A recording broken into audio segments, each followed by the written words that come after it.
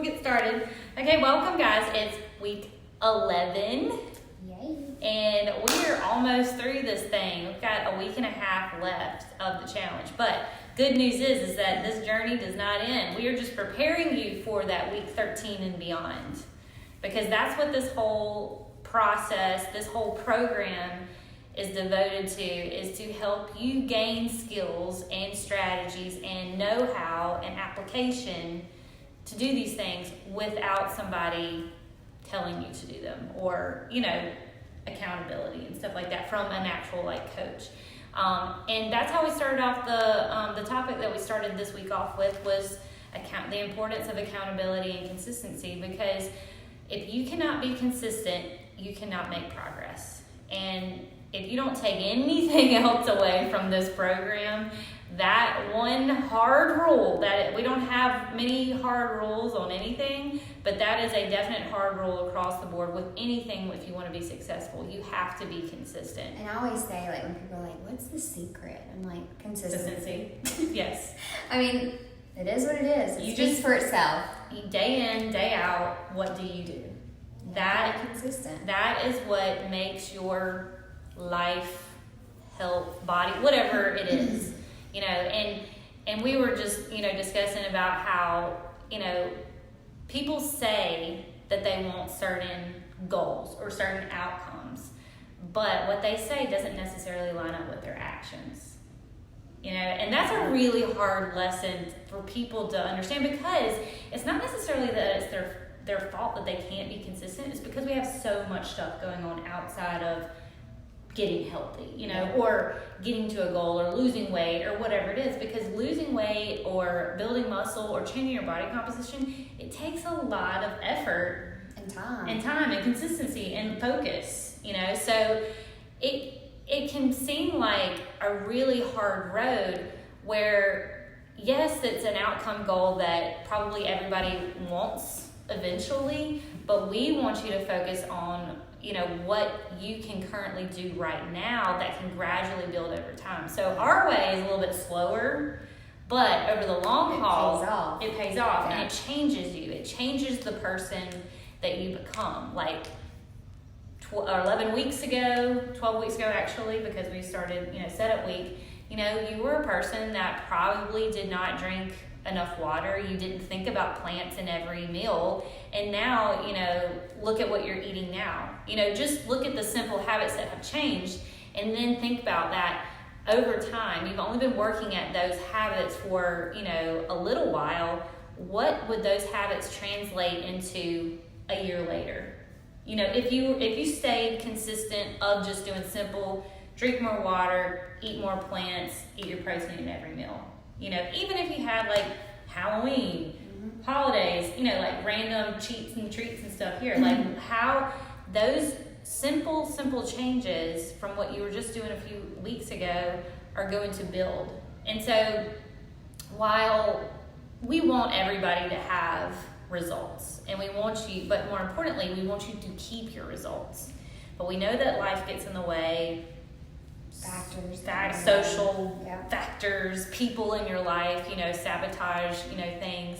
But we want you to come out of the program with a level head and understand and realistic expectations of what you can accomplish. And so I really feel like if you've taken the program to heart and you've really tried to focus on simplifying your actions and not obsessing over the outcome, that's where you'll find that you'll feel like a success, because you're not going to have crazy progress every single week, And it's okay.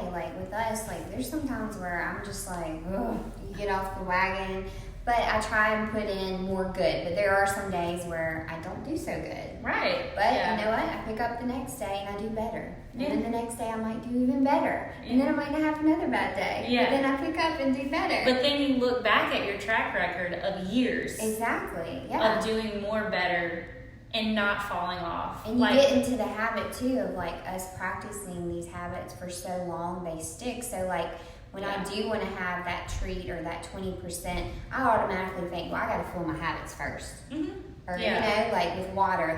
The other day I didn't get in my full 4 32 Yeah. ounces of water, and I felt it. Like, I felt that, and I was like, but I didn't stress about not getting in that fourth water. I was Right. like, well, I got in 3. Tomorrow I'll Yeah. work on getting in 4. Yeah, like it's not just that one day. Mhm. It's the accumulation of the days. And so when we say that we want people to become a different person, we really wanted you to become the habits where, you know, it's not something that you have to stress about. Like, I don't stress about, if I don't eat as many plants as I did the day before, I'm not really stressing about it because I know that I'm going to get my nutrition over Yeah. the course of a But it's week or taking whatever. you time to get that mindset. Right. It just didn't happen like overnight. Overnight, yeah.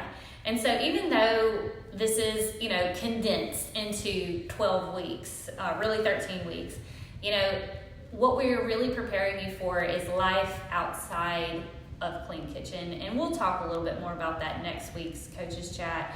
But, you know, this week we focused on the importance of, the first lesson was importance of consistency and accountability. How do you create that outside of just signing up for a program? You know, automatically people, when they sign up for something, they pay money, they're invested, you know, and and usually they're going to follow through because they've invested in something physical. So, you know, when you're first starting out or, you know, want to keep the train kind of moving, you do need to create some kind of, you know, consistency type of, or accountability type of group, you know, for yourself.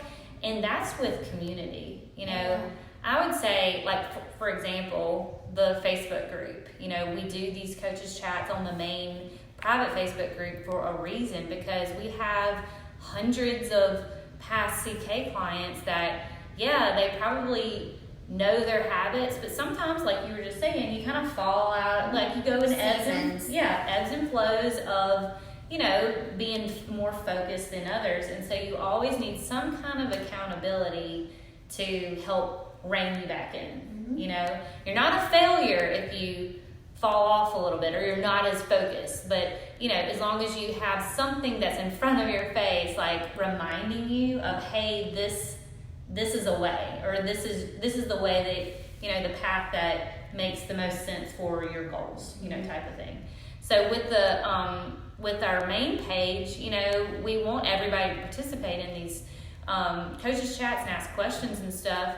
But, you know, I would even encourage people to post more, you know, because that's a thing of accountability. I know for us and our coaches, like social media, Yeah, I like to see when other coaches post their breakfast and meals. I'm like, ooh, I need to get on board. Right, Or yeah. having, like, us working out together. Or, like, you have that accountability from somebody else that pushes you because you know they're relying on you. Like, Right. you're relying on them. And more importantly, you find like-minded people that y'all may not have the exact same goal, but the core values of being a better version of yourself. You know, like, I always say that I love Tuesday, Thursday, our little workout, because I'll coach 5 a.m. and then I work out at 6 a.m. and we have our little group, Extra group. our extra group. That's what we call it. But it's one of my favorites because it's like, okay, I know my extra girls are going to be here, and I can't go home. You know, I'm already here, so And we push each other. yeah, you push each other. So you find a group of people that, you know, agree with what you're doing, and that is so important to stay in the course. And even if you you're- don't have that group, you can be the leader and form the group. Right, yes, exactly. Because accountability is going to help you stay consistent. And if consistency is the key, then you've got to form these type of strategies to help you stay consistent, because it's like the willpower to stay consistent. We talk about willpower a lot, that it's like gas in a tank. It's eventually going to run out. So you've got to rely on other accountability things, not just a solo accountability. Like, yeah, you can have your habit tracker and you can have your meal compliance charts and stuff like that, but if it's not somebody else or an outside source, you know, you can definitely make more excuses to be lax, you know, especially like going into the colder months and the holidays. Like, It's easy to talk yourself. yeah, especially if you like work out in the morning It's cold. and it's I don't cold. want to get out of bed. Yes. I know, and those warm little fuzzy comforters and stuff, or like telling you to hit that snooze button so many times. Like, I'm sorry, but your health doesn't take a vacation. Like, it's constantly working, and you need to create these that mindset of, this is my new life, And we were going to talk a little bit about, like, a lot of people have probably lost a good amount of weight. You've been working at this for almost 3 months, and there are phases in which your journey is going to go through. And, like, for example, for most people right now, it's the weight loss phase.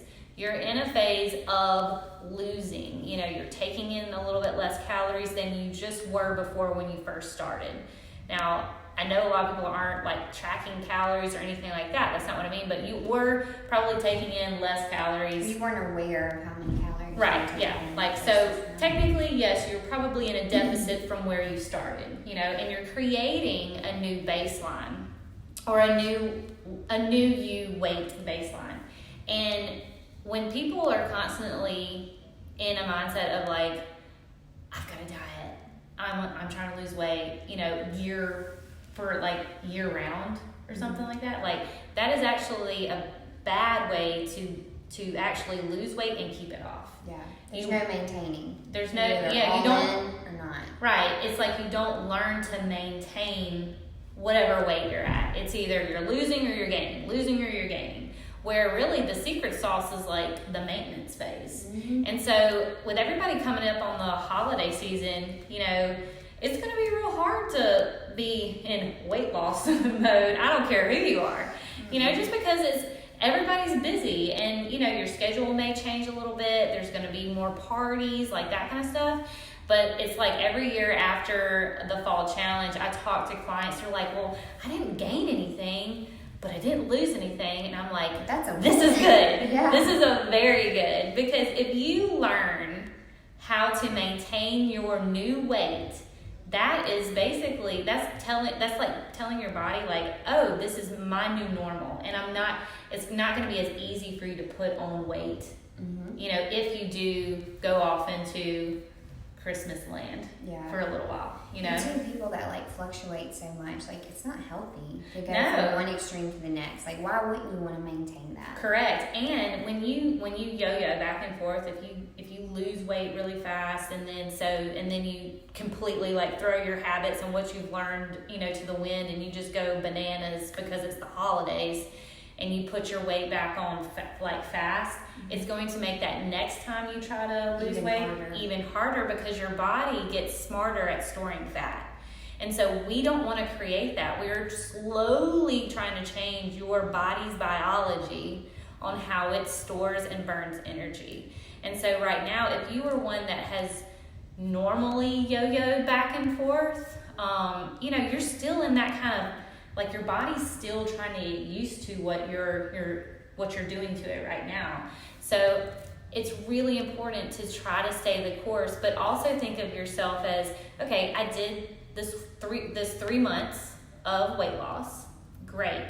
I'm going to give my body a little bit of a break. Mm-hmm. I'm going to really try to add in the good, but I'm not going to be so strict. I don't know what everybody's been eating, but I do, after doing a lot of challenges, coaching so many clients, I do know everybody's in that restrictive mindset, even though we teach the 80-20, and eat enough for your body type of thing. Everybody's still in that restrictive mindset. So once you get out of the challenge and say you're like, oh, I just need a little bit of a break, that's totally fine if you've been restricting. Like, see what your maintenance phase would look like. What intake can you do that doesn't make you gain weight, but you're also not losing weight? And that's where we want to 20. Yeah, that's where we want to live. And then so you do that for about 2 months or so, and then the next phase you can do another weight loss phase, like where you scale back just a little bit, or you work out a little bit more, or you might have a different goal in mind. Right, yeah. Then it sets your body up to like, okay, I chilled out for a bit. This is my new baseline. I'm not going to be stubborn and hold on to body fat, and it'll allow you actually to lose body fat easier in that next phase. And so slow progress is great progress because it's going to stay off. So I really want to urge everybody, even at old clients and then current clients, if you're in a phase where you're like, don't know what to do, you're like, I can't restrict anymore, I can't work out any more than I already am, maybe you just need to like chill out for a little bit and just kind of live in that 80-20 and, relax, and that's a really good spot to be in. So if you have any other questions about that, like reach out to your coach, ask them the questions about, like maybe you are apprehensive about like when the challenge ends, and like what do you do afterwards, like this is where you can start talking and really reach out and try to, get your mind wrapped around that whole maintenance type of phase that I'm talking about. And of course, we'll answer any other questions that you have if you want us to elaborate more next week on that coach's chat. But we did mention, and I think they may have gotten that lesson today, or maybe it's tomorrow, is about your social network. And somebody actually asked a question about it on the fall 2019 challenge page. Like, how do you get your family or friends or whoever, who is in your environment and who you're around the most on board? And I live with a limiting factor. And I've talked about my husband, several times. And over the course of this whole challenge, we've talked about your social network, your environment, how important it is, and how you don't have to drop your family. But, if all of them are not on board, it's going to be a bit of a struggle. Yeah. And so I would say I'm probably not the best person to, relate to, because I really don't care if Brian eats peanut butter sandwiches and omelets every single day. Because I've almost gotten to the point where, like, he made me so mad in the beginning, like when I was trying to lose weight after I had Bishop, and Clean Kitchen wasn't even, a thing. Yeah. Like, I just started working out with Versus. I cooked, but I definitely didn't eat like I did now, and I definitely was probably under eating and like just low carb all the time, thinking like I needed to do low carb and starving all the time. I'll never forget, he used to make, if I was like cooking like chicken or broccoli or something like that, he would make those individual like already cut up chocolate chip cookies. He'd keep a pack in the fridge, and he would bake him some after dinner, like every day. And he still would, of course, y'all heard me talk about him order pizza and stuff. But, I mean, seriously, like, he was never on board. Yeah. And he called my food, to this day, he still says it's too fresh. Too fresh. He can't do textures. He doesn't, like, he'll eat vegetables if they're, like, cooked and mushed. And he will eat a salad. He'll eat a Caesar salad. And I told him, I was like, well, at least you're getting romaine. Now he is night and day, like, better than he was back in the day. But I've seriously gotten to the point where I'm like, I'm cooking this.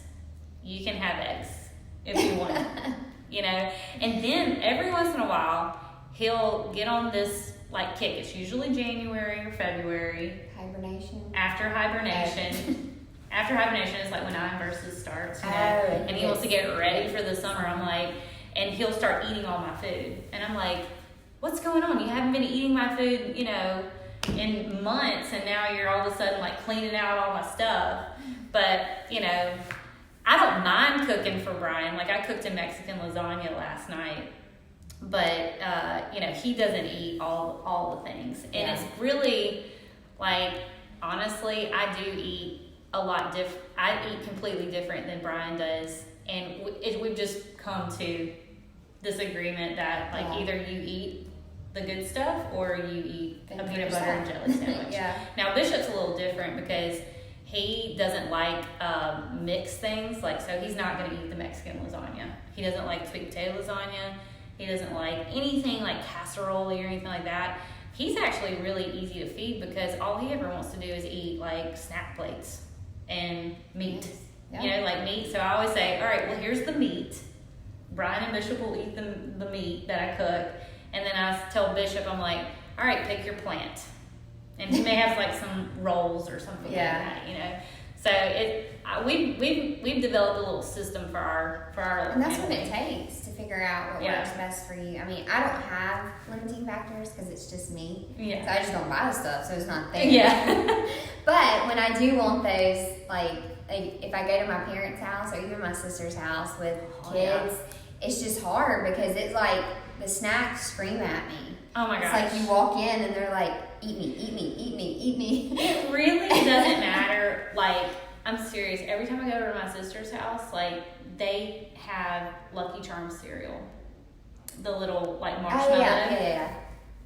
I never even ate that before. But, like, every time I go and I see that box, I automatically start picking out the little marshmallows and eating them. Like, I don't even know what's wrong with me. Like, it's just like, oh, these don't count. I'm just gonna like when I did those. my training and things that like I never really wanted before, like the fact that I couldn't have it, I'd be in line checking out and I'd see like a Snickers bar and I'd be like, I could tear that up. Yeah. But I never would eat one. Sometimes Sometimes the environment, like you create such a good environment at home, and then you go outside and of it, like to like a family's house, and you're just like, all right, where are the snacks? It happens. Yeah. It happens. But you know, try to get them involved. You know, especially kids. Like Bishop will eat just about anything that I cook. He'll try it. Even if you make it fun for kids, like let them cook, you know. Oh, me and Bishop would do like little cook-offs. Like what's that?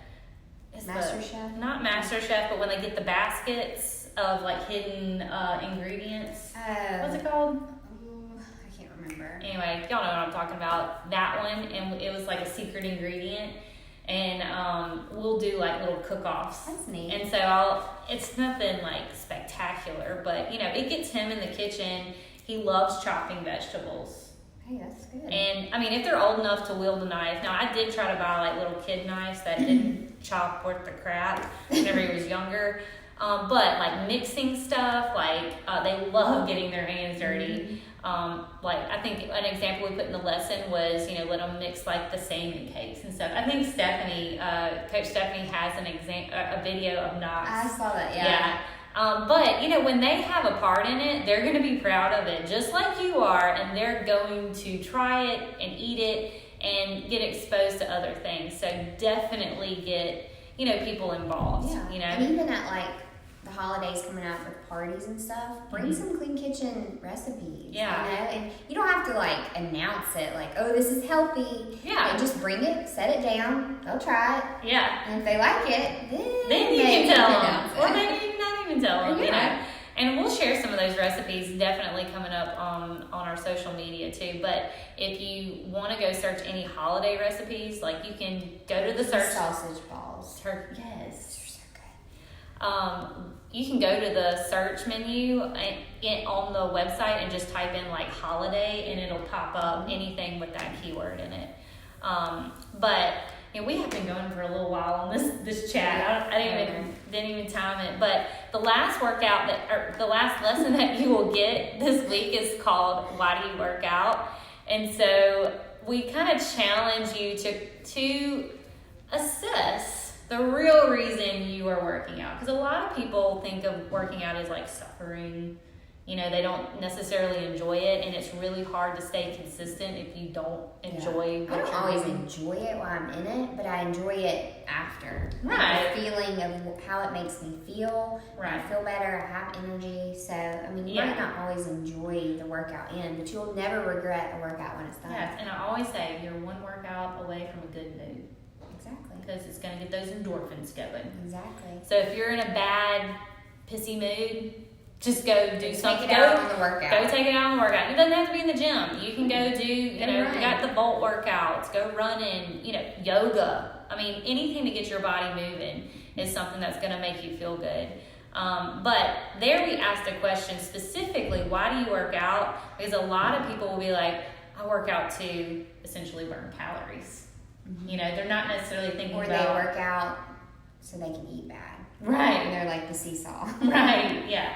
Now, we totally think, like, if you're going to have a cheat meal and, you've got a specific goal, like, yes, it would be a better idea to have the cheat meal on a day that you actually work out and burn some extra energy, but you don't necessarily have to do that every time.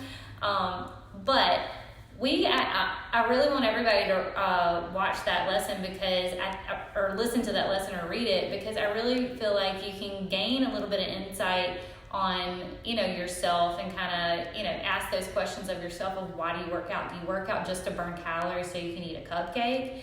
Is that going to keep you motivated? Or on the flip side, you could think of yourself as an athlete and be like, ooh, I want to get faster. Yeah. Or stronger. Or you take pride in those type of tangible accomplishments. Not necessarily, I just burned 500 calories so I can go eat this piece of cake.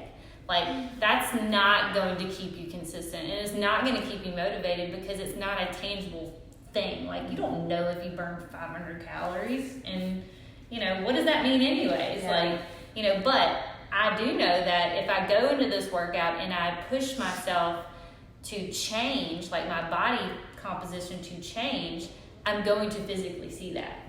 So if you're in doing a workout or been working out for a really long time, not seeing a lot of body composition changes, and you've been using like the same dumbbells for 2 years, a year, 6 months, time to go up it's time to like try to push your limits. And so getting in a group setting or a coach or people around you that can keep you accountable to that is really, really important. So give that lesson a listen or read it, and let us know what you think. Like, did you ever think about workouts as being an athlete, or is it just burning calories to you? But coming up on next Wednesday is when the week 12 progress pictures are due. This is the best This part. is it. This is the funnest part. I love getting all these images. You can send them in soon, and I think you're going to get... You can start sending them in Saturday. A lot of people do. They'll take it like, Sunday or whatever. I would definitely suggest taking them in the morning if you can. Okay? Because that's when you're going to be... most lean. Right. You're most lean. You've just been fasted through the night. Water's a little depleted. You're dehydrated a little bit. So you're going to definitely look leaner. So morning times are best. If you can take it in the same outfit that you had in week 1, that's going to be really good to compare. Mm-hmm. And the same lighting, like same location. lighting. Yeah, same lighting, same location. If you can get a friend that you trust to take the picture for you, that's great. But don't let that discourage you. Please take it if you have to do it like yourself, like reverse style. Stack up stuff. Yeah, put it on timer, and do it that way.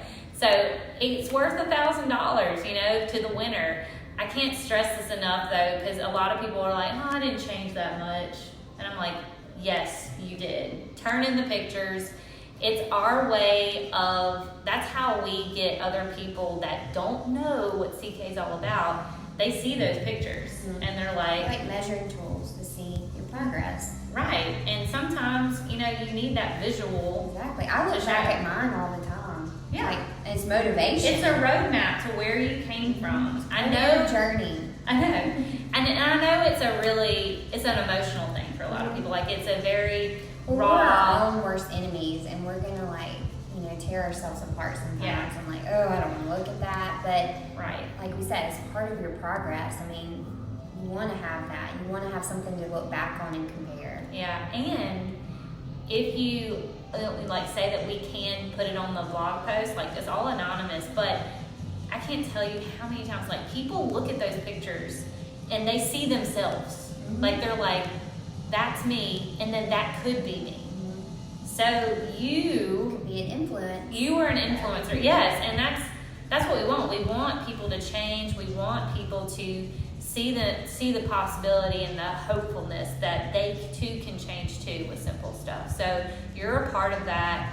You are a part of changing other people's lives whenever you do turn in those pictures and we get to post them.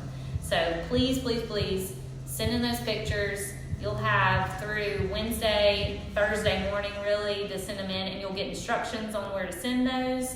I'm the only one that sees them.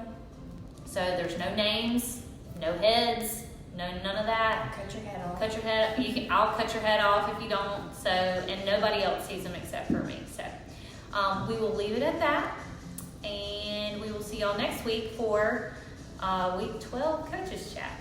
All right. Bye, guys. Bye bye.